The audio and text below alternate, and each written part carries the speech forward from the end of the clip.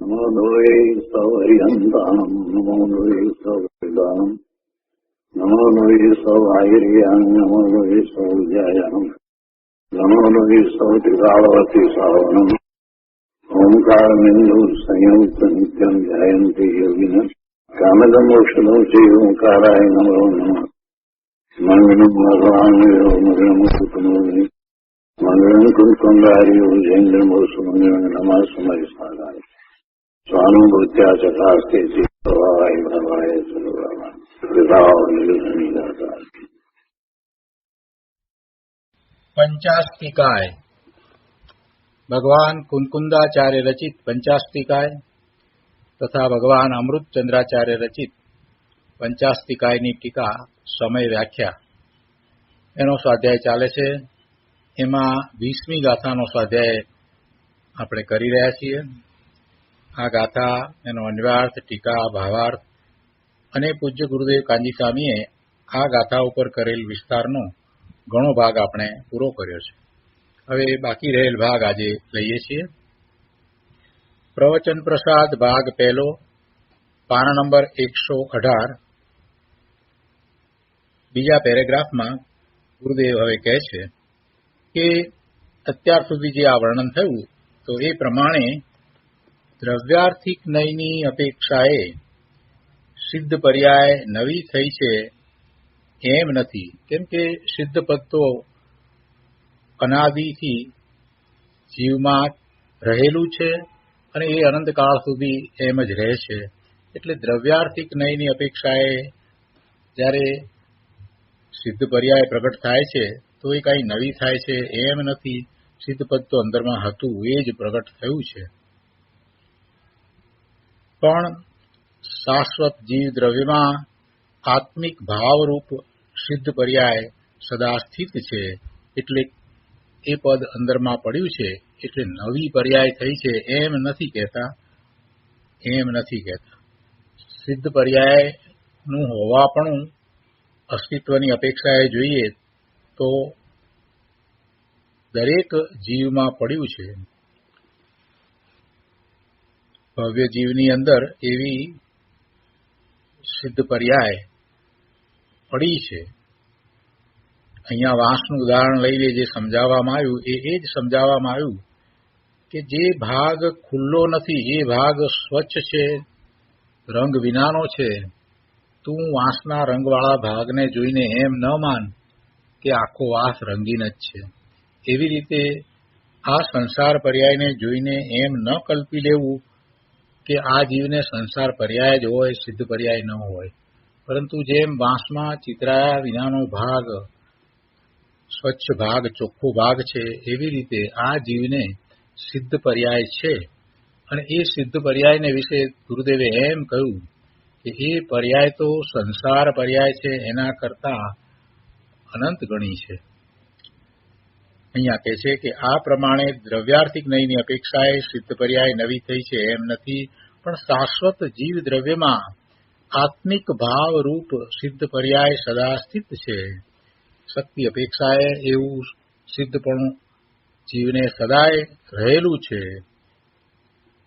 સંસાર જેમ પર્યાર્થિક નયથી અનાદિનો છે, નવો નથી, તેમ દ્રવ્યાર્થિક નય સિદ્ધ પર્યાય પણ નવી નથી, શાશ્વત છે.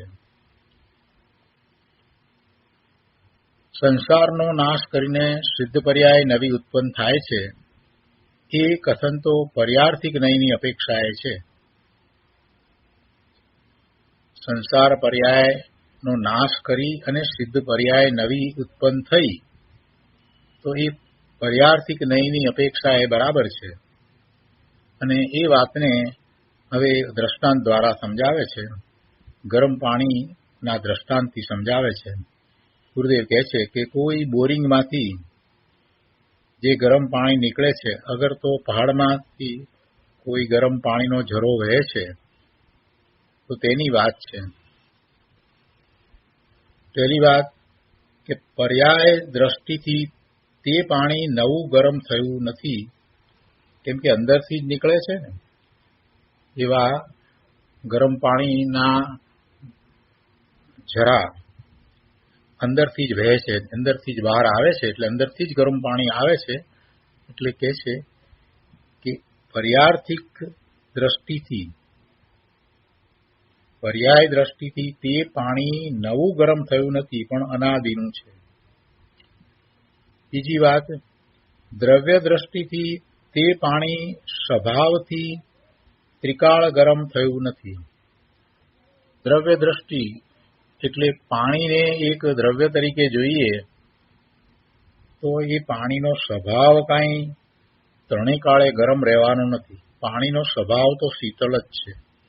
એટલે દ્રવ્ય દ્રષ્ટિથી તે પાણી સ્વભાવથી ત્રિકાળ ગરમ થયું નથી, પણ અંદરમાંથી આવે છે, પહાડમાંથી ક્યાંકથી આવે છે, અથવા તો નીચે જમીનમાંથી એવા વેણ ફૂટે છે, જરા નીકળે છે, એવા ફુવારા ઉડે છે, ગાયઝર નીકળે છે ગરમ પાણીના.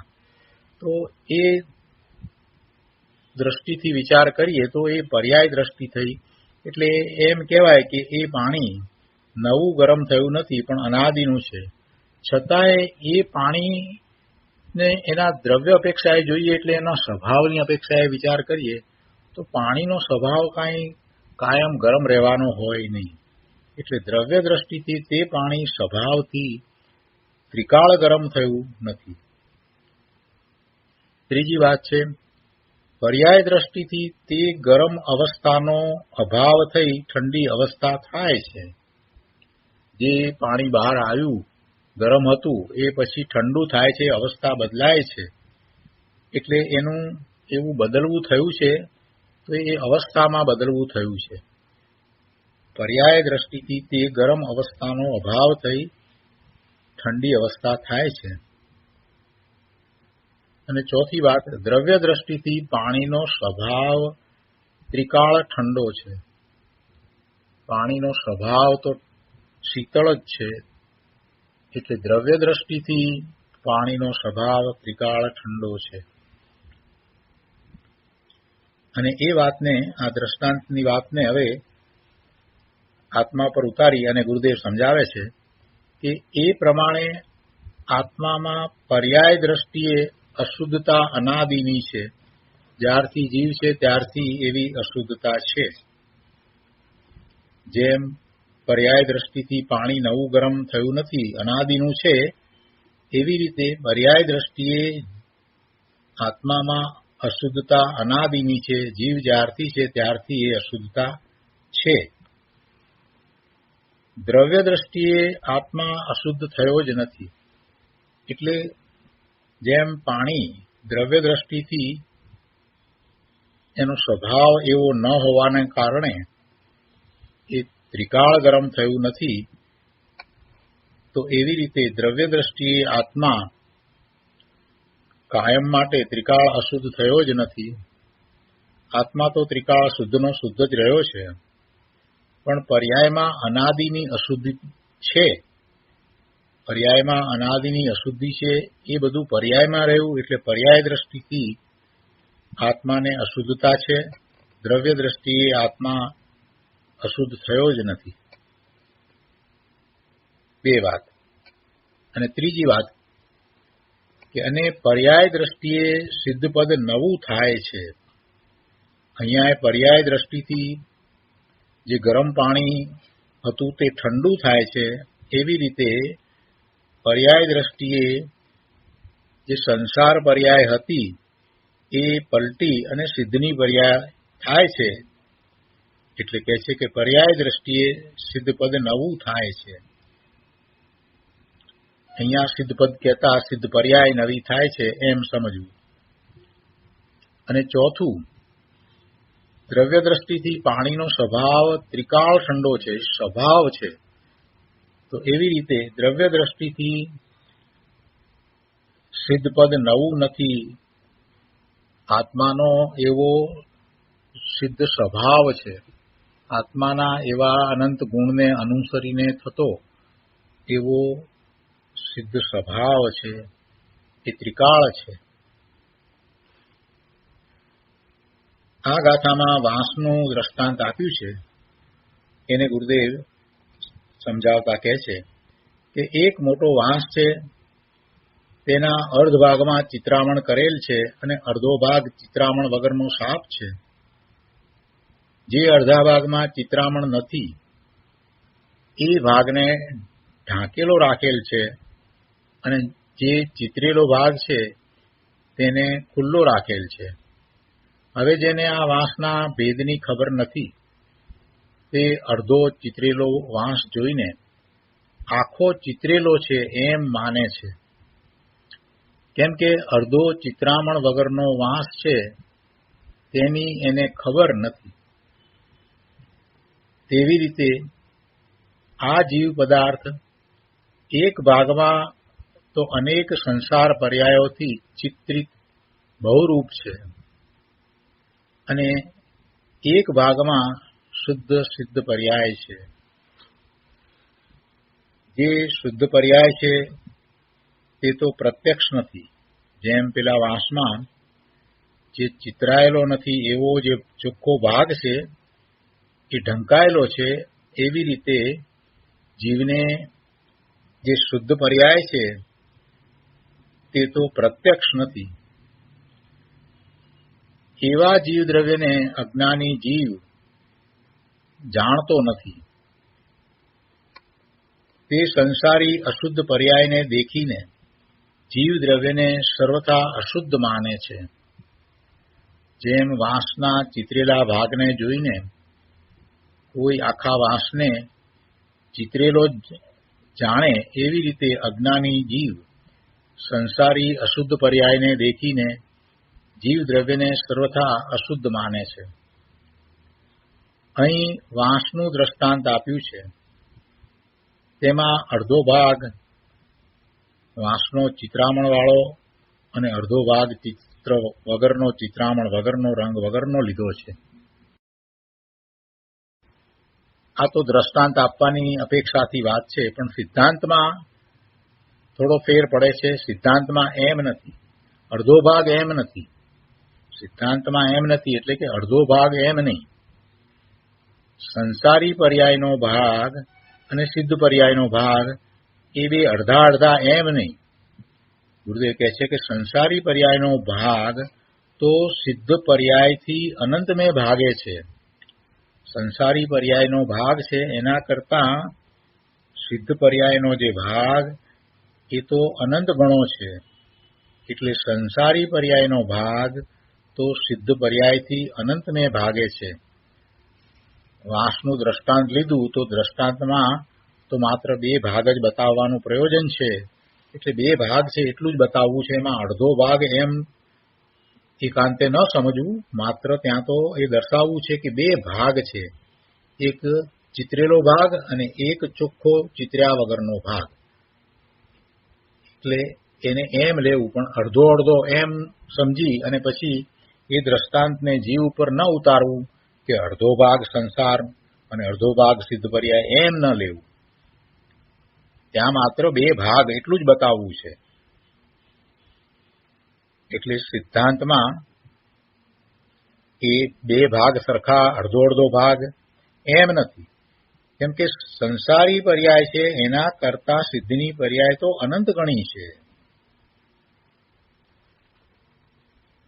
આગળ વળી દ્રષ્ટાંત આપીને ગુરુદેવ સમજાવે છે કે કોઈ ભાંડ એટલે બહુરૂપી કૂતરાનો વેશ લઈને આવે તો ભાંડને નહીં જાણનાર તે કૂતરો જ છે એમ માને છે. બહુરૂપી જાત જાતના વેશ લઈને આવે છે તો એને એમ નહીં જાણનાર, એને બહુરૂપી તરીકે નહીં જાણનાર, એને જે રૂપ લીધું છે એ રીતે એને જાણે છે. એવી રીતે જીવ ચાર ગતિરૂપ સંસારમાં કૂતરા, કાગડા વગેરેના 3 ઇંચના ભવ, મનુષ્યના ભવ, દેવના ભવ અને નારકીના ભવ એવા ભવ ધારણ કરે છે. અને અજ્ઞાની જીવ જેવો ભવ છે એ રીતે એનું અસ્તિત્વ સમજે છે. વાસ્તવમાં એમ નથી. અને આ જે ભવ છે એ સંસાર પર્યાયમાં છે, એટલે જીવના એક ભાગમાં જ છે. આ જે ભવ ધારણ કર્યા છે એ ચાર ગતિના ભવ, તો એ માત્ર એક ભાગમાં જ છે તે વશ છે. એટલે એ સંસાર પર્યાય વશ છે અને એ ત્રિકાળી સ્વરૂપ નથી. જીવનું એવું ત્રિકાળી સ્વરૂપ નથી. અને બીજો ભાગ કે જે સિદ્ધની પર્યાયનો છે, જે શાશ્વત રહે છે, જે જીવના સ્વભાવ અનુસાર છે, એને અજ્ઞાની જીવ જાણતો નથી. અજ્ઞાની સંસાર પર્યાય જેટલો પોતાને માનીને બેસે છે, પણ અવસ્થા દ્રષ્ટિ એટલે પર્યાય દ્રષ્ટિએ મુક્ત થાય છે તેને એ જાણતો નથી. અજ્ઞાની એ પણ જાણતો નથી કે દ્રવ્ય અપેક્ષાએ પોતે ત્રિકાળ શુદ્ધ છે, સિદ્ધ સ્વરૂપ જ છે અને એવા પોતાના ત્રિકાળ શુદ્ધ સ્વરૂપનું લક્ષ્ય કરીને સ્વસન્મુખ થઈને એવી અવસ્થા પણ પ્રગટ થાય છે. અહીંયા આગળ કહે છે, સંસાર પર્યાય ક્ષણિક છે, આત્મા ત્રિકાળ શુદ્ધ જ્ઞાતા છે. એવી દ્રષ્ટિ થઈ પછી તેમાં એટલે આત્મામાં રમણતા કરતા સિદ્ધ પર્યાય પ્રગટે છે. અને આ વાતનું જેને ભાન નથી તે જે ભાવમાં જન્મે છે ત્યાં તે રૂપે આખા આત્માને માની બેસે છે. જેને જિનેશ્વર ભગવાનની વાણીમાં જે પરમ સત્ય પ્રકાશ્યું છે એને જાણ્યું નથી, એને આત્મસાત કર્યું નથી, એવો પુરુષાર્થ કર્યો નથી, સમ્યક દર્શન થયું નથી,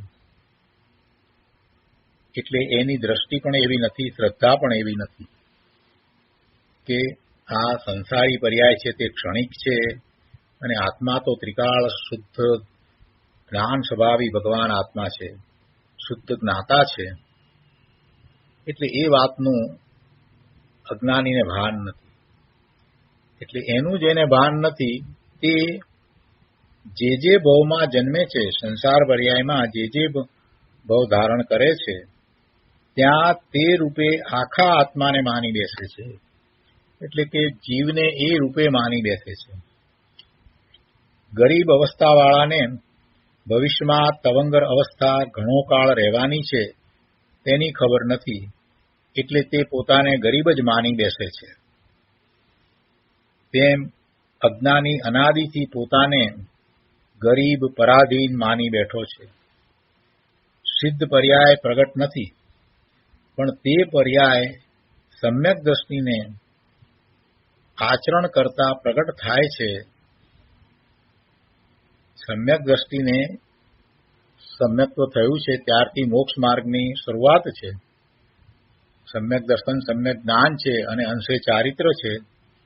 હવે એ પોતે એ જ રીતે પોતાના સ્વરૂપમાં નિર્વિકલ્પ ધ્યાનમાં એકાગ્રતાનો વિશેષ પુરુષાર્થ કરે છે, તો એવું સમ્યક ચારિત્ર, એવું સમ્યક આચરણ એમ કરતા એને સિદ્ધ પર્યાય પ્રગટ થાય છે. સિદ્ધ પર્યાય પ્રગટ નથી, પણ તે પર્યાય સમ્યક દ્રષ્ટિને આચરણ કરતા પ્રગટ થાય છે.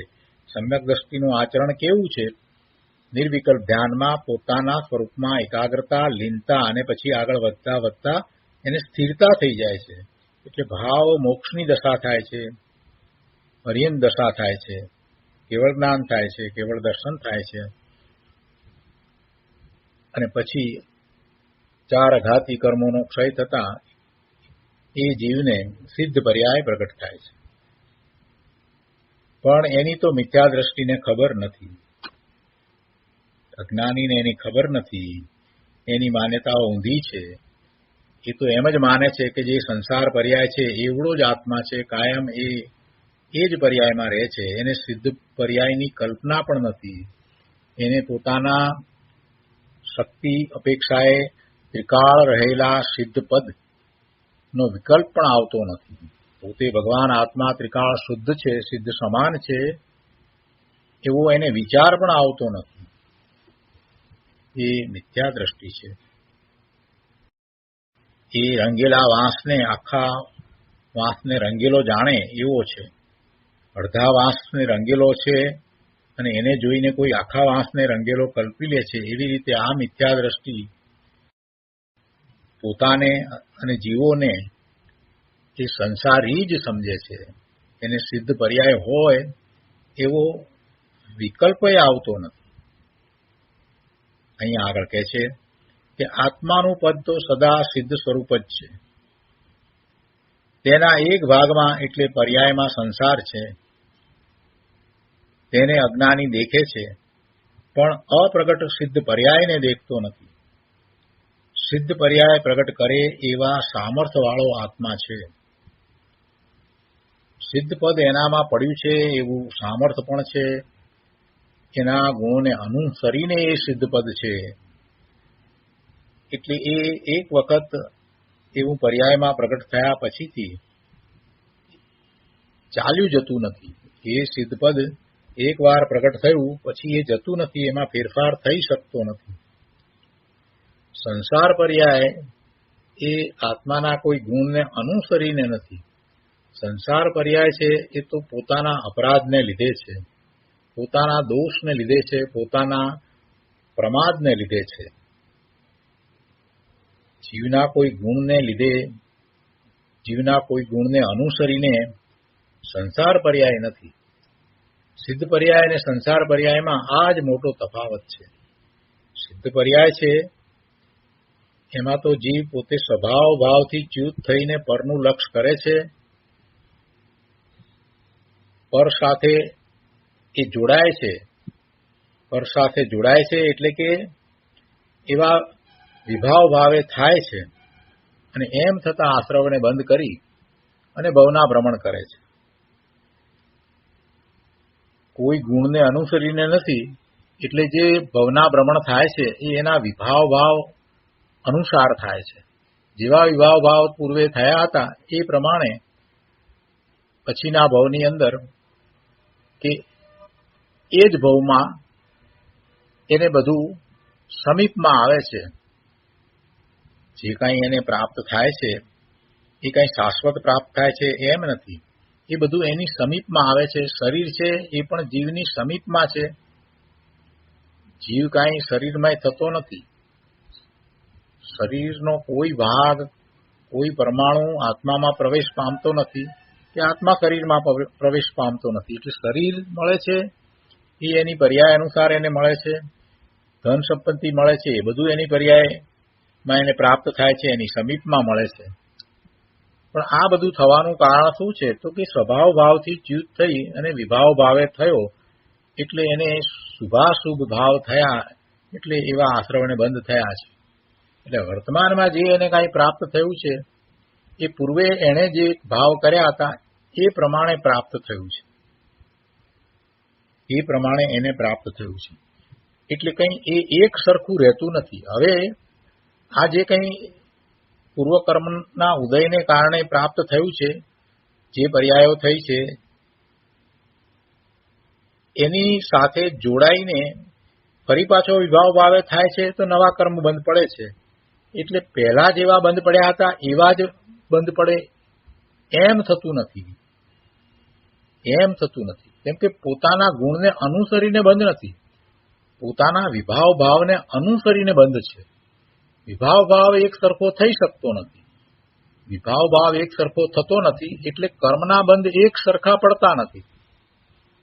જ્યારે સિદ્ધ પર્યાયમાં પોતાના અનંત ગુણ રૂપ પોતાનો સ્વભાવ, એ સ્વભાવને અનુસરીને સિદ્ધ પર્યાય છે એટલે એ એક સરખી છે. અને એવી પર્યાય પોતાના ગુણને અનુસરીને છે માટે એ પર્યાય રૂપે ભલે બદલતી હોય તે છતાં એક સરખી અને અનંત કાળ સુધી રહે છે. ફરીથી પાછી સંસાર પર્યાય થતી નથી. એટલે બે પર્યાય છે પણ બે પર્યાયમાં બહુ મોટો ફેર છે.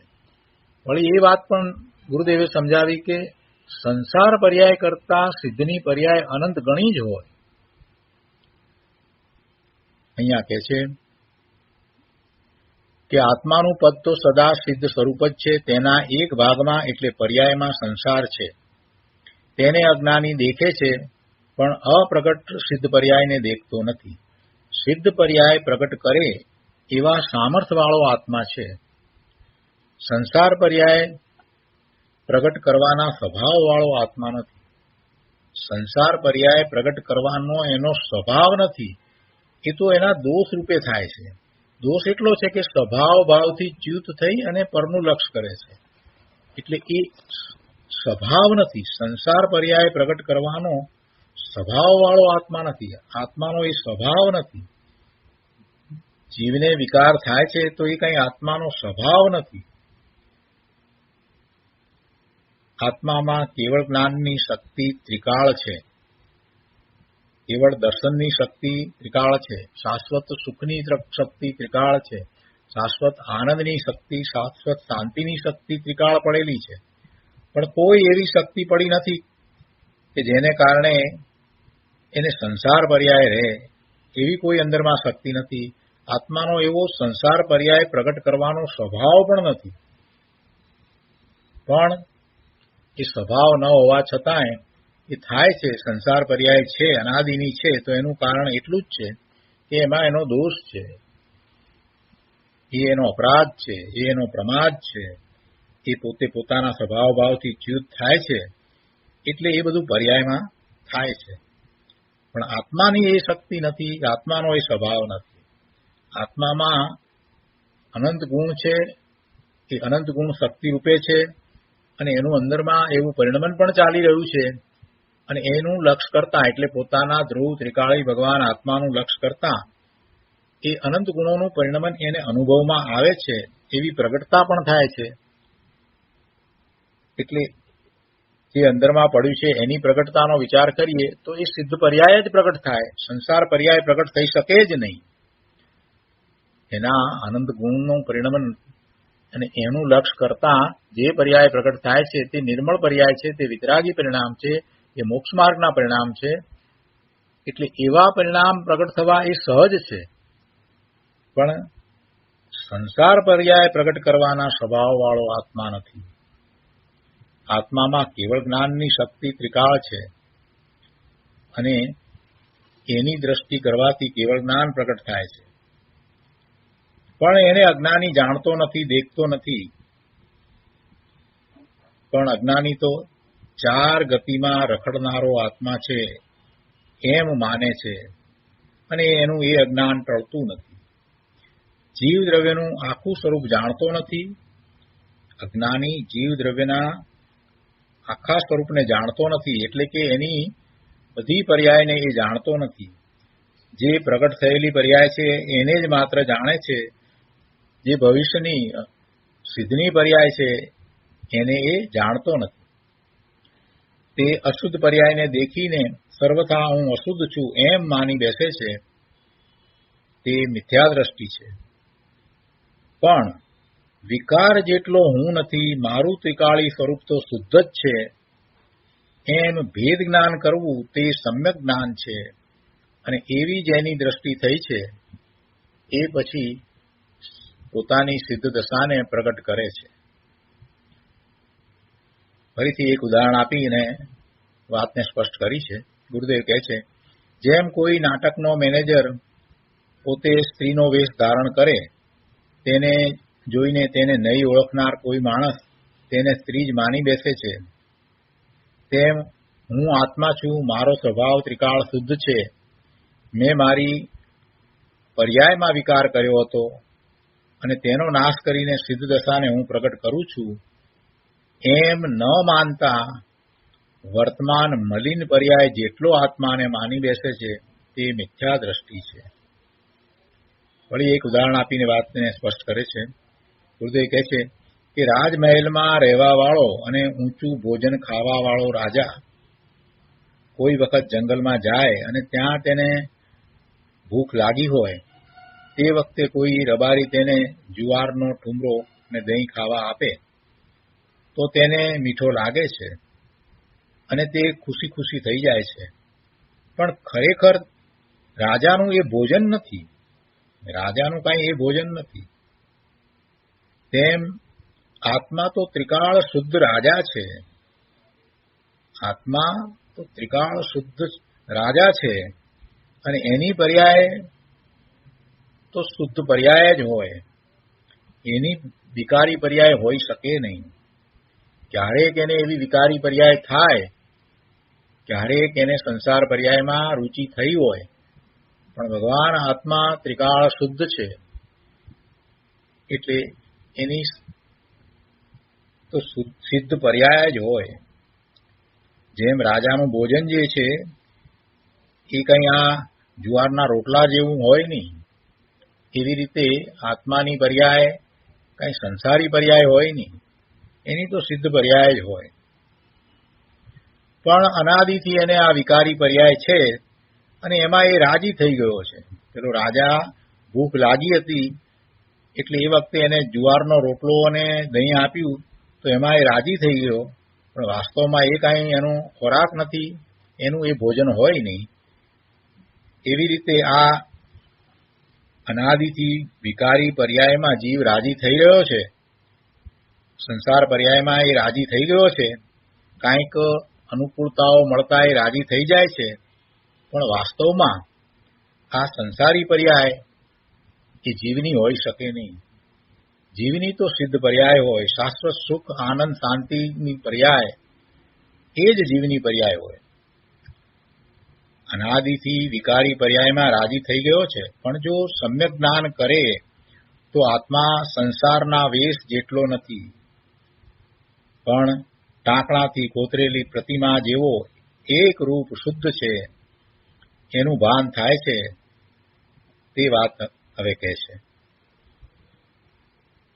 જ્યારે સમ્યક જ્ઞાન થાય છે ત્યારે સર્વજ્ઞ પ્રણીત યથાર્થ આગમ જ્ઞાન, અનુમાન, સ્વસંવેદન જ્ઞાનના બળથી યથાર્થ શુદ્ધ આત્મિક સ્વરૂપને જાણી દેખી આચરણ કરી સમસ્ત કર્મ પર્યાયોનો નાશ કરી સિદ્ધ પદની પ્રાપ્તિ થાય છે. સમ્યક જ્ઞાનથી ધર્મની શરૂઆત થાય છે. સમ્યક જ્ઞાન થાય છે ત્યારે વસ્તુનું સ્વરૂપ જેમ છે તેમ એને જણાઈ જાય છે, અનુભવ સહિત જણાઈ જાય છે. ત્યારે જિનેશ્વર ભગવાન કથિત જે મોક્ષનો માર્ગ હતો એ એને ખરેખર સાચા અર્થમાં આત્મસાત થઈ ગયો છે. પહેલા એને સર્વજ્ઞ પ્રણીત આ જિનેશ્વરનો જે માર્ગ, સર્વજ્ઞ પ્રણીત જે મોક્ષનો માર્ગ જિનેશ્વર ભગવાને જે કહ્યો તે, સર્વજ્ઞ ભગવાને જે કહ્યો તે માર્ગ એ એણે જાણ્યો, આગમથી જાણ્યો, સાક્ષાત જિનેશ્વર ભગવાનની વાણી દ્વારા જાણ્યો હોય, સમૂહ શરણમાં બેસીને, અથવા તો આગમ દ્વારા જાણ્યો હોય, એટલે કે આગમનો અભ્યાસ કરીને જાણ્યો હોય, અથવા તો ગુરુ પાસેથી એ માર્ગને જાણ્યો હોય, એને સમજ્યો હોય અને પોતે અનુમાન પણ કર્યું હોય. કેટલીક વસ્તુઓ જે છે એ એને સમજવી પડે અને કેટલીક વસ્તુમાં એને અનુમાન અને તર્ક પણ કરવા પડે, ત્યારે વસ્તુ સ્વરૂપ જેમ છે તેમ એને સમજાય. કર્ણાનુયોગનો વિષય આખો એવો છે કે એ વિષયને એને સમજવો પડે અને કેટલાક અનુમાન પણ કરવા પડે. પણ અનુમાન જે છે તે પાયા વિનાના નથી હોતા. અનુમાન જે કરવામાં આવે તો એ આગમના જ્ઞાન અનુસાર વાતને, સિદ્ધાંતને પકડી અને પછી અનુમાન થાય છે. ગમે તેમ અનુમાન થતા નથી. તો આગમ જ્ઞાન, અનુમાન, તર્ક વગેરે દ્વારા વસ્તુ સ્વરૂપને જેમ જિનેશ્વર ભગવાને કહ્યું છે એમ સમજી અને સ્વીકારીને, હવે એવો સ્વીકાર કર્યો છે કે ના વસ્તુ સ્વરૂપ આમ જ છે, તો તે પછીથી એને આત્મસાત કરીને એવો જ અનુભવ કરે. એટલે સ્વસંવેદન જ્ઞાનના બળથી એટલે કે એવો જ અનુભવ કરે. નિવૃત્ત વિકલ્પ ધ્યાનમાં પોતે પોતાના સ્વરૂપનો એવો જ અનુભવ કરે છે. એટલે જે જ્ઞાન જિનેશ્વર ભગવાનની વાણીમાંથી પ્રાપ્ત થયું હતું, જીનવાણી દ્વારા જે પ્રાપ્ત થયું હતું, જે દ્રવ્યશ્રુત હતું, એ સમ્યક થઈ જાય છે. એટલે ભાવશ્રુત પ્રકટ થઈ જાય છે. સ્વસંવેદન જ્ઞાનના બળથી યથાર્થ શુદ્ધ આત્મિક સ્વરૂપને જાણી દેખી એવો જ એને અનુભવ થાય છે. સમ્યક દર્શન, સમ્યક જ્ઞાન છે. અને એવું જ શ્રદ્ધાન થયા પછીથી ફરીને એવો જ પુરુષાર્થ કરે છે. એવી જ રીતે નિર્વિકલ્પ ધ્યાનમાં એવી અનુભૂતિ કરે છે. એટલે એવું આચરણ જેને સમ્યક ચારિત્ર કહેવાય. સમ્યક દર્શન, સમ્યક જ્ઞાન પૂર્વક પોતાના સ્વરૂપમાં વિશેષતાથી એકાગ્રતા રૂપ ચારિત્ર એવું આચરણ કરી અને સમસ્ત કર્મ પર્યાયોનો નાશ કરી સિદ્ધ પદની પ્રાપ્તિ થાય છે. જેમ ચિતરેલો વાંસ પાણીથી ધોઈ નાખે તો સાફ થઈ જાય છે, તેમ સમ્યક જ્ઞાનથી મિથ્યાત્વ આદિ ભાવોનો નાશ કરતા આત્મા શુદ્ધ થાય છે, પર્યાયમાં શુદ્ધ થાય છે. આત્મા દ્રવ્ય અપેક્ષાએ તો ત્રિકાળ શુદ્ધ જ છે. આગળ કહે છે, પ્રથમ સર્વજ્ઞે કહેલા યથાર્થ આગમનું જ્ઞાન કરવું. ગમે તેવા પુસ્તકો વાંચવા નહીં. સર્વજ્ઞ પ્રણીત વાત, સર્વજ્ઞ પ્રણીત જે ધર્મ છે એ જેમાં હોય એને આગમ કહેવાય. કોઈએ મતિ કલ્પનાએ કાંઈ પણ લખ્યું હોય તો એને આગમ કહેવાય નહીં. જીનેશ્વર ભગવાનની વાણીની અંદર એને સમજ્યા વિના પોતાની મતિ કલ્પનાએ જે કાંઈ લખવામાં આવે અથવા તો કેટલોક અંશ જીનેશ્વર ભગવાનની વાણીનો હોય અને બીજું પોતે અંદર કલ્પનાથી ઉમેર્યું હોય તો એ સાચા શાસ્ત્રો નથી, એ આગમ નથી. એટલે અહીંયા કહે છે કે જો સાક્ષાત જીનેશ્વર ભગવાનની વાણીનો યોગ તને ન બન્યો હોય, એવું સાંભળવા ન મળ્યું હોય, તો તું એવા ગુરુને શોધજે કે જે સાતમા છઠ્ઠે ગુણસ્થાને ઝૂલતા મુનિરાજ હોય, એવી અદ્ભુત દશા હોય, જેમણે પોતે જીનેશ્વર ભગવાનની વાણીને આત્મસાત કરી અને એવું સહાનુભૂતિપૂર્વક પ્રગટ કર્યું છે. તો એમના ઉપદેશને સાંભળજે, અથવા તો એવા જ્ઞાની પુરુષ દ્વારા રચાયેલ શાસ્ત્રો, એવા આગમ, એનો અભ્યાસ કરજે. જેમણે પોતે વસ્તુ સ્વરૂપને સહાનુભૂતિપૂર્વક જાણી દેખી છે, એની વાત વિશ્વાસ કરવા લાયક હોય. પણ અજ્ઞાની મિથ્યા દ્રષ્ટિ મતિ કલ્પનાએ જે કંઈ વાત કરે એ વિશ્વાસ કરવા લાયક હોતી નથી. એમાં તો મિથ્યાત્વ હોય, અજ્ઞાન હોય, વિપરીત માન્યતાઓ હોય. એટલે પ્રથમ તો સર્વજ્ઞે કહેલા યથાર્થ આગમનું જ્ઞાન કરવું. જેમ સંસારમાં મેળ બરાબર મેળવે છે, તેમ જેવું આત્માનું સ્વરૂપ છે તેવું સર્વજ્ઞ ભગવાનના આગમથી મેળવે કે પર્યાયમાં વર્તમાન અપરાધ છે તે ત્રિકાળમાં નથી. મારો સ્વભાવ તો શુદ્ધ છે, પરના કારણે દોષ નથી. સ્વભાવ દ્રષ્ટિ કરવાથી મિથ્યાત્વનો નાશ થાય છે, એમ પ્રથમ આગમથી નક્કી કરે. સર્વજ્ઞ ભગવાન કોણ છે, તેમના આગમ શું કહે છે, તેનો પ્રથમ નિર્ણય કરે. પછી અનુમાન કરે કે જ્ઞાન તે આત્મા છે. જ્યાં જ્યાં જ્ઞાન છે ત્યાં ત્યાં આત્મા છે. જ્યાં જ્યાં જ્ઞાન છે ત્યાં ત્યાં આત્મા છે. રાગ તે આત્મા નથી. રાગ આત્માથી જુદો. જ્ઞાન અને રાગ જુદા. જ્ઞાનમાં એને રાગ પણ જણાય, દ્વેષ થયો હોય તો દ્વેષ પણ જણાય. કેમ કે રાગ દ્વેષ એ તો એની પર્યાયમાં થાય છે, અને એ પર્યાયને જાણનારું પણ જ્ઞાન પોતાનું છે.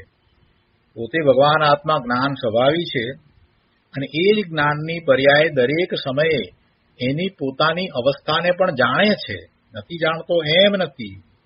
જ્યારે રાગ થયો છે ત્યારે એ રાગને પણ જાણે છે. એટલે રાગ છે તે આત્મા નથી, રાગ છે તે જ્ઞાન નથી. એનાથી એ જુદો છે. રાગ દ્વેષ આત્માથી જુદા છે, પણ એ એના કોઈ ગુણને અનુસરીને પણ થતા નથી. જ્યારે જ્ઞાન છે એ જ્ઞાન ગુણ તો આત્માનો ગુણ છે. એટલે એમ કહેવાય કે આત્માને અનુસરીને થયેલી એક જ્ઞાનની પર્યાય છે. જ્ઞાનને અનુસરીને થયેલી જ્ઞાનની પર્યાય કહો કે આત્માના ચૈતન્ય સ્વભાવને અનુસરીને થયેલી જ્ઞાનની પર્યાય કહો, એક જ વાત છે. એટલે જ્યાં જ્યાં જ્ઞાન છે ત્યાં ત્યાં આત્મા છે, પણ રાગ છે એ આત્મા નથી. શુભભાવ છે એ પણ કંઈ આત્માનું સ્વરૂપ નથી. પર પદાર્થ તો પ્રત્યક્ષ જુદો જ છે, ભિન્ન છે, આત્માથી જુદો જ છે, પણ પર પદાર્થના લક્ષ્ય થતા એના જે ભાવ, શુભ ભાવ અને અશુભ ભાવ, એ પણ આત્માનું સ્વરૂપ નથી, આત્માનો સ્વભાવ નથી, એ પણ એનાથી જુદા છે. પોતે ભગવાન આત્મા તો ત્રિકાળ શુદ્ધ જ છે. એટલે કે છે કે પર પદાર્થ તો પ્રત્યક્ષ ભિન્ન જ છે. એમ અનુમાન કરી સ્વસંવેદન જ્ઞાનથી જ્ઞાનનું વેદવું થાય છે. સ્વસંવેદન જ્ઞાનથી જ્ઞાનનું વેદવું થાય છે. રાગથી કે પુણ્યથી જ્ઞાનનું વેદવું થતું નથી. જયસેન આચાર્ય કહે છે કે એકો અહમ નિર્મમ શુદ્ધો જ્ઞાની યોગીન્દ્ર ગોચર બાહ્યા સંયોગજા ભાવામત્ત સર્વે અપી સર્વદા ઇત્યાદિ આત્માના સ્વરૂપને જાણી તેનું શ્રદ્ધાન કરી તેમાં જ રમણતા કરવાથી વિકારનો સર્વથા નાશ થઈ સિદ્ધપદની પ્રાપ્તિ થાય છે. કોઈ થાંભલા ઉપર કોલસાથી ચિત્ર કર્યું હોય તો પાણી વડે ધોવાથી તે સાફ થઈ જાય છે. તેમ સમ્યક જ્ઞાનરૂપી નિર્મળ જળથી અનાદિ ભ્રાંતિનો નાશ થાય છે. આ રીતે સિદ્ધપદ પ્રાપ્ત કરવાનો ઉપાય બતાવ્યો. આ સિવાય કોઈ ક્રિયાકાંડ તે સિદ્ધપદની પ્રાપ્તિનો ઉપાય નથી. સિદ્ધપદની પ્રાપ્તિનો ઉપાય અહીંયા એટલા માટે બતાવ્યો કે જ્યારે એમ કહ્યું આચાર્ય ભગવાને કે ભાઈ જીવને બે પર્યાય છે, વાંસનું ઉદાહરણ આપીને જ્યારે એમ સમજાવ્યું કે જીવને બે પર્યાય છે, સંસાર પર્યાય અને સિદ્ધ પર્યાય છે, તો પછી ગુરુદેવે સિદ્ધ પર્યાય છે એ વાત તો વિસ્તારપૂર્વક સમજાવી, પણ સાથે સાથે એવી સિદ્ધ પર્યાય કઈ રીતે પ્રગટ કરી શકાય એનો માર્ગ પણ દર્શાવ્યો. સિદ્ધ પર્યાય છે એમ જ્યારે કહ્યું તો પછી સાથે જીવને એવો પ્રશ્ન થાય કે સિદ્ધ પર્યાય છે તો એ કેવી રીતે પ્રગટ કરવી, અથવા તો મને કેમ પ્રગટ નથી. તો પ્રગટ ન હોવાનું કારણ પણ સમજાવ્યું અને પ્રગટ કઈ રીતે થાય એ પણ સમજાવ્યું. બે વાત એક સાથે ગુરુદેવે લઈ લીધી અને એ જ્યાં સુધી સમજે નહીં ત્યાં સુધી એને પોતાને સિદ્ધ પર્યાય છે, પોતે સિદ્ધત્વ પ્રગટ કરી શકે એવો છે, એનો નિર્ણય થતો નથી. એટલે ગુરુદેવે આખી વાતને અહીંયા પૂરી કરી દીધી. આચાર્ય ભગવાને વાંસનું ઉદાહરણ આપીને એમ સમજાવ્યું કે ભાઈ જીવને કાંઈ સંસાર પર્યાય છે એમ નથી, એને સિદ્ધ પર્યાય પણ છે, સિદ્ધ પર્યાય પણ છે, અને એવી સિદ્ધ પર્યાય જે છે એ પ્રગટ કરી શકાય એમ છે એ વાત કહી. મૂળ ગાથાની અંદર જે વાત કરવામાં આવી સૌથી પહેલા શરૂઆતની અંદર કુંકુંદાચાર્ય ભગવાને જયારે એ વાત લીધી તો 20મી ગાથામાં એ વાત લઈ લીધી. શું લીધી એ વાત કે જ્ઞાનાવરણ આદિ ભાવો જીવ સાથે સારી રીતે અનુબદ્ધ છે તેમનો અભાવ કરીને તે અભૂતપૂર્વ સિદ્ધ થાય છે. એટલે આ વાત મૂળ ગાથામાં કુંકુંદાચાર્ય ભગવાને તો લઈ લીધી. એટલે પહેલા તો આ જ્ઞાનાવરણ આદિ ભાવો છે એ સંસાર પર્યાય છે, તો એ બધું ચિત્રામણ છે એમ અમૃતચંદ્રાચાર્ય ભગવાને ટીકામાં સમજાવ્યું. અને પછી કુંકુંદાચાર્ય ભગવાને આ જે બીજી વાત લીધી છે કે એનો અભાવ કરીને અભૂતપૂર્વ સિદ્ધ થાય છે, તો એ વાત પણ ટીકામાં અમૃતચંદ્રાચાર્ય ભગવાને લીધી કે એવી પર્યાય જીવને અનાદિની છે અને જ્ઞાનાવરણ આદિ કર્મથી થયેલા ચિત્ર વિચિત્રપણાના અન્વયોનો અભાવ છે, અને જે અભાવ આપ્ત આગમના જ્ઞાનથી, સમ્યક અનુમાન જ્ઞાનથી અને અતિન્દ્રિય જ્ઞાનથી જણાય છે. એમ કરી અને ત્યાં ટીકાની અંદર એ વાત લીધી. ભાવાર્થમાં પણ એ વાત આવી.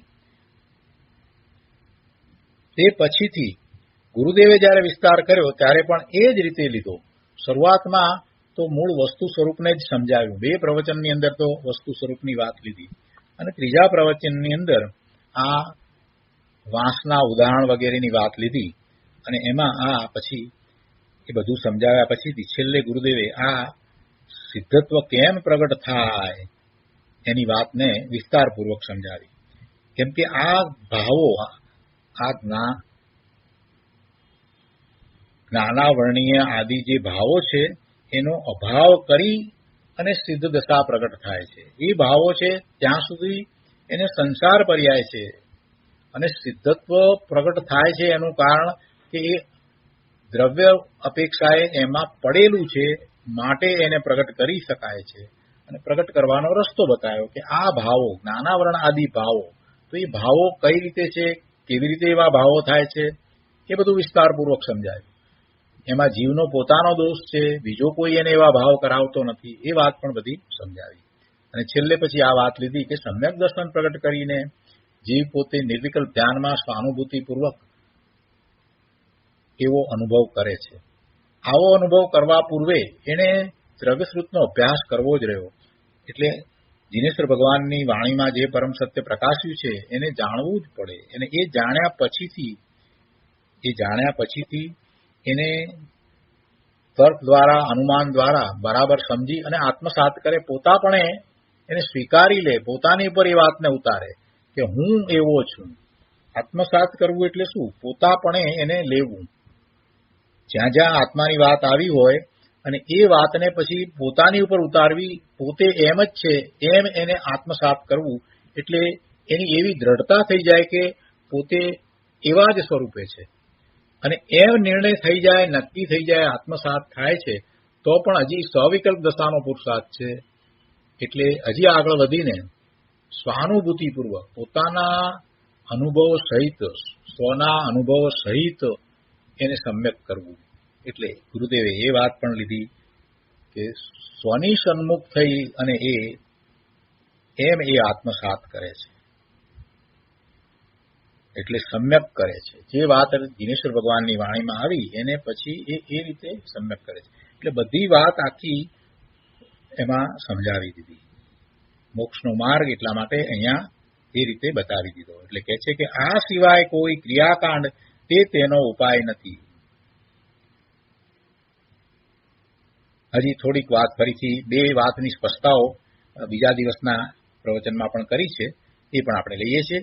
પહેલા અહીંયા કહે છે કે હવે 21મી ગાથામાં જીવની ઉત્પાદ વ્યય અવસ્થાથી સતના ઉચ્છેદને અને અસતના ઉત્પાદને સંક્ષેપથી સિદ્ધ કરે છે. જો પહેલા અગાઉની ગાથામાં એ વાત આવી કે જે સત છે, જે હોવાપણે છે, એનો નાશ નથી, અને જે અસત છે, જે હોવાપણે નથી, એનો ઉત્પાદ નથી. એ વાત અગાઉ આવી.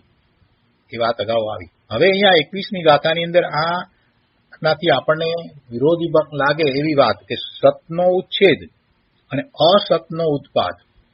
એટલે પહેલા જે કહ્યું હતું એના કરતા આપણને જરા જુદી રીતે વાત અહીંયા 21મી ગાથામાં કરવાના છે. પણ એ બધું પર્યાય અપેક્ષાએ છે. એ ઉત્પાદ અને વ્યય જે કહ્યા એ પર્યાયના, તો એ વાત 21મી ગાથામાં લેશે. એટલે ગુરુદેવ કહે છે કે હવે 21મી ગાથામાં જીવની ઉત્પાદ વ્યય અવસ્થાથી સતના ઉચ્છેદને અને અસતના ઉત્પાદને સંક્ષેપથી સિદ્ધ કરે છે. આત્માની વિકારી પર્યાયને 4 પ્રકારે અદ્ભુત રીતે સિદ્ધ કરે છે. જીવ દ્રવ્ય તો ત્રિકાળી શુદ્ધ એક રૂપ છે, પણ એની પર્યાયમાં 4 પ્રકારથી કરતાપણું છે. એ બધી વાતને 21મી ગાથામાં લેશે. આત્મામાં નવી નવી પર્યાય થાય છે. સતનો નાશ અને અસતનો ઉત્પાદ સંક્ષેપમાં કહીને જીવ દ્રવ્યનું કરતાપણું પૂરું કરશે. જીવ દ્રવ્ય શુદ્ધ, પર્યાય અશુદ્ધ છે. જીવ દ્રવ્ય છે તે દ્રવ્ય અપેક્ષાએ શુદ્ધ અને પર્યાય અપેક્ષાએ અશુદ્ધ છે. તે અશુદ્ધ પર્યાયમાં ભાવ, અભાવ, ભાવ અભાવ અને અભાવ ભાવ, એ 4 ભાવો ક્ષણે ક્ષણે પર્યાયમાં છે એમ સિદ્ધ કરીને અનાદિથી સંસાર પર્યાય કેમ છે તે ક્રમબદ્ધ છે એ હવે 21મી ગાથામાં સિદ્ધ કરશે. પણ પછી બીજા દિવસના પ્રવચનમાં 21મી ગાથા લેતા પહેલા ગુરુદેવે સહેજ ફરીથી સ્પષ્ટતા કરી, બે વાતની સ્પષ્ટતા કરી છે. વીર સંવત 2478 મહાવદ ચોથ ગુરુવાર એ દિવસે ગુરુદેવ કહે છે કે ગાથા 20મીમાં કહ્યું કે જેમ વાંસનો અડધો ભાગ ચિતરેલો જોઈને બીજો ભાગ કે જે ચિત્રામણ વગરનો છે તેની જેને ખબર નથી તે આખા વાંસને ચિતરેલો માને છે, એ રીતે અજ્ઞાની જીવ આત્માની પર્યાયમાં વિકાર છે તે પ્રગટ છે તેને જોઈને અને ત્રિકાળ સ્વભાવની દ્રષ્ટિ કરવાથી સિદ્ધ પર્યાય પ્રગટ થાય છે તે અપ્રગટ છે તેની તેને ખબર નહીં હોવાથી આખા આત્માને અશુદ્ધ માને છે. અહીંયા દ્રષ્ટાંતમાં વાંસનો અડધો ભાગ ચિત્રામણ વાળો છે પણ આત્મામાં તેમ નથી. આ સ્પષ્ટતા પહેલાએ કરી હતી પણ ફરીથી કરે છે કે અહીં દ્રષ્ટાંતમાં વાંસનો અડધો ભાગ ચિત્રામણ વાળો છે પણ આત્મામાં તેમ નથી. આત્માની અશુદ્ધ પર્યાય એટલે સંસાર પર્યાય કરતા શુદ્ધ પર્યાય એટલે સિદ્ધની પર્યાયનો કાળ અનંત ગુણો છે, એટલો ફેર છે. પણ અહીં તો બે ભાગને બતાવવાનું પ્રયોજન છે. ત્યાં વાંસના બે ભાગ બતાવવા છે, એ બે ભાગ સરખા છે એવો કહેવાનો આશય નથી. માત્ર બે ભાગ છે, ચિત્રેલો ભાગ અને ન ચિત્રેલો ભાગ, એ બે ભાગ છે એમ બતાવવાનું પ્રયોજન છે. એટલે દ્રષ્ટાંતમાંથી એમ ન લેવું કે બંને ભાગ સરખા છે. કેમ કે જીવને જે અશુદ્ધ પર્યાય છે એના કરતા શુદ્ધ પર્યાયનો કાળ અનંત ગુણો છે. અશુદ્ધ પર્યાયનો કાળ સંસાર પર્યાયનો કાળ છે, એના કરતા સિદ્ધ પર્યાય પ્રગટ થઈ એટલે પછી એનો કાળ તો અનંત ગુણો છે.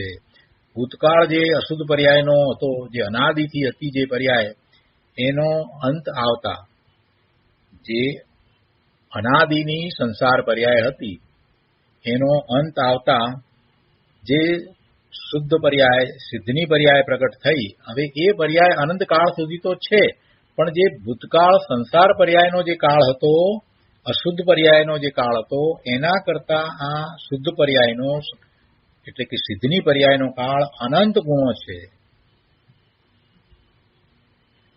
એટલે એટલો ફેર છે. દ્રષ્ટાંતની અંદર બે ભાગ બતાવવાનું પ્રયોજન છે, એ બે ભાગ સરખા છે એમ ન સ્વીકારવું. એક ભાગ અશુદ્ધ છે અને એક ભાગ શુદ્ધ છે, બસ એટલું ત્યાં બતાવવું છે. સંસારનું સુખ તો કલ્પના માત્ર છે, તેના કરતા સિદ્ધના સુખની પર્યાય અનંત ગુણી છે. સંસાર પર્યાયનો કાળ અલ્પ છે, સિદ્ધની પર્યાયનો કાળ અનંત છે અને આત્માના શુદ્ધ સ્વભાવનો કાળ અનાદિ અનંત છે. જો આત્માના શુદ્ધ સ્વભાવનો કાળ અનાદિ અનંત છે. આ શુદ્ધ સ્વભાવની વાત કરી એટલે એ વાત તો દ્રવ્યની અપેક્ષાએ કરી. પહેલા વાત બે એ રીતે લીધી કે જે સંસારની પર્યાય અને સિદ્ધની પર્યાય, તો એમાં સિદ્ધની પર્યાયનો કાળ સંસારની પર્યાયના કાળ કરતા અનંત ગણો છે. એ તો એ પર્યાય અપેક્ષાએ વાત લીધી. અને દ્રવ્ય અપેક્ષાએ લઈએ તો જ્યારથી દ્રવ્ય છે ત્યારથી જ એ શુદ્ધ જ છે. એટલે આત્માના શુદ્ધ સ્વભાવનો વિચાર કરીએ તો શુદ્ધ સ્વભાવનો કાળ કેટલો, તો એ તો જ્યારથી છે ત્યારથી છે. એટલે એ અનાદિ અનંત છે. સંસારની આદિ નથી પણ અંત છે. સંસારની આદિ નથી પણ અંત છે અને સિદ્ધની આદિ છે પણ અંત નથી. સંસાર ક્યારથી છે? જ્યારથી છે ત્યારથી. જીવ જ્યારથી છે ત્યારથી છે. સંસાર તો અનાદિનો છે પણ એનો અંત છે. અને સિદ્ધની પર્યાય જે છે, પર્યાય અપેક્ષાએ લઈએ તો સિદ્ધની પર્યાયની આદિ છે, એ આદિ સહિત છે પણ સિદ્ધની પર્યાયનો અંત નથી. અને જે અંદરમાં સિદ્ધત્વ પડ્યું છે તે તો અનાદિ અનંત છે. પર્યાયની રીતે લઈએ તો અનાદિથી સંસાર પર્યાય પ્રગટ છે અને સિદ્ધ પર્યાય પ્રગટ નથી. અને સિદ્ધ પર્યાયની આદિ છે, એ આદિ સહિત છે પણ એનો અંત નથી. આત્મા જ્ઞાયક શુદ્ધ સ્વભાવી ત્રિકાળ છે અને વિકાર અલ્પ છે. ગુરુદેવ કહે છે કે ગઈકાલે વાત આવી હતી કે સર્વજ્ઞ પ્રણીત આગમ જ્ઞાન પ્રથમ કરવું જોઈએ.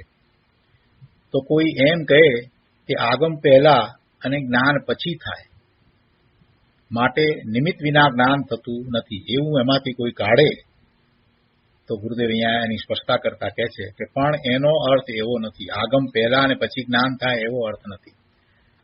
આગમ તો કહે છે કે આત્મા જ્ઞાન મૂર્તિ સ્વતંત્ર છે, જ્ઞાન એનો સ્વભાવ છે.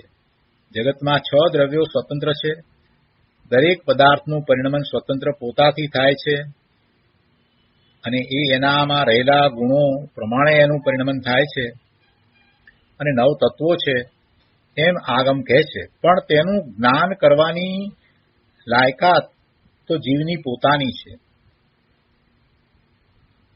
તે જ્ઞાન કરવાની લાયકાત તો જીવની પોતાની છે. તે જ્ઞાન કાંઈ આગમના કારણે થતું નથી. એ લાયકાત છે એ પણ કંઈ આગમના કારણે થઈ નથી. અને આગમ છે માટે તે યોગ્યતા છે એમ પણ નથી. વળી વાણી છે માટે જ્ઞાનની યોગ્યતા છે એમ પણ નથી. આત્માની યોગ્યતા તો પોતાથી છે. આત્માની જ્ઞાન કરવાની યોગ્યતા પોતાથી છે, એ પરને કારણે નથી. જ્યારે એને જ્ઞાન થાય છે તે વખતે જ્ઞાનનો ભાવ હોય, ત્યારે એવો જ્ઞાનનો ભાવ હોય કે જ્ઞાનનો અભાવ હોય, તો એ બંને આત્માના પોતાથી છે.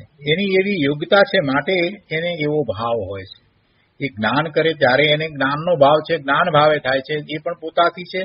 અને એ જ્ઞાન નથી કરતો તો એ અજ્ઞાન ભાવે છે, તો એ જ્ઞાનનો અભાવ એ પણ એને એના પોતાથી છે. એમાં પણ કોઈ પર કારણ નથી.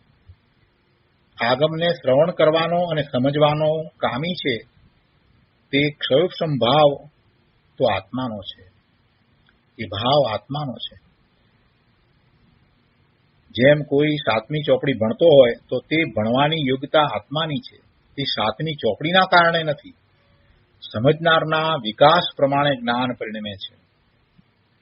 ધ્રુવ સામાન્ય જ્ઞાન છે, તેમાંથી જ્ઞાનના વિશેષપણે આત્મા પરિણમે છે. ધ્રુવ સામાન્ય જ્ઞાન છે એટલે આત્મા જ્ઞાન સ્વભાવી ભગવાન જ છે. એમાંથી જ્ઞાનના વિશેષ પ્રમાણે એટલે પર્યાય પ્રમાણે આત્મા પરિણમે છે. જ્ઞાનની પર્યાય દરેક સમયે જાણવાવાળી પરિણમે છે. એના ઉઘાડ ઓછા વધતા હોય પણ જ્ઞાન સ્વભાવ એનો એવો ને એવો જ છે. પોતે સમજે ત્યારે આગમ કે દિનેશ્વર ભગવાનની વાણી એ નિમિત્ત કહેવાય. પોતે સમજે નહીં તો એને નિમિત્ત પણ કહેવાય નહીં. પોતે સમજે તો આગમ વગેરેને નિમિત્ત કહેવાય છે. આગમ જ્ઞાન પછી અનુમાન જ્ઞાન, અને અનુમાન જ્ઞાન છે એ પણ આત્માની લાયકાતથી છે, એ પણ આત્માની યોગ્યતાથી છે. આત્માનો સ્વભાવ પૂર્ણ જ્ઞાન ઘન છે અને પર્યાયમાં અપૂર્ણતા છે. પણ એટલી અપૂર્ણતા જેટલો આત્મા નથી. એ તો ક્ષણિક ભાવ છે.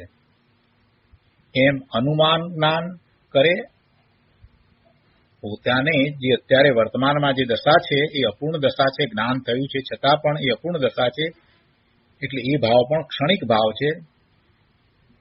આપણે 4 ભાવમાંથી 3 ભાવ જે લઈએ છીએ તો એ મોક્ષ માર્ગના ભાવ છે. ઔદૈહિક ભાવને છોડીને બીજા જે 3 ભાવ લઈએ છીએ, ઔપસમિક ભાવ, ક્ષયોપસમિક ભાવ અને ક્ષાયિક ભાવ, તો એ ભાવ જે છે એ પણ પર્યાયમાં છે, એટલે ક્ષણિક ભાવ છે મોક્ષ માર્ગના.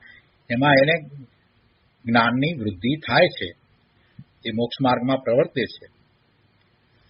તો એ પણ ભાવ ક્ષણિક ભાવ છે.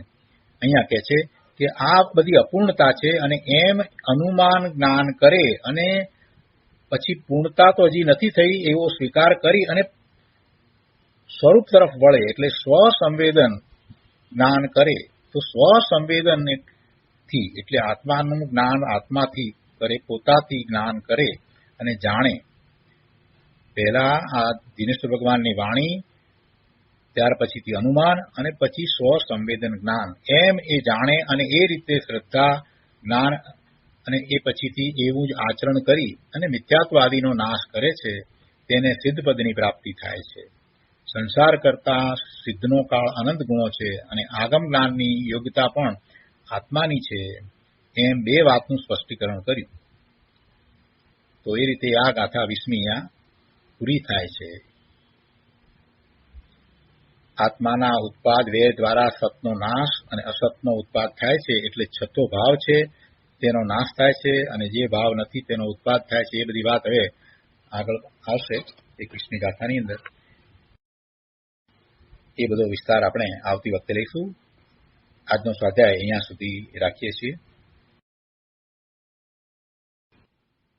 હવે સુખધામ બોલીએ.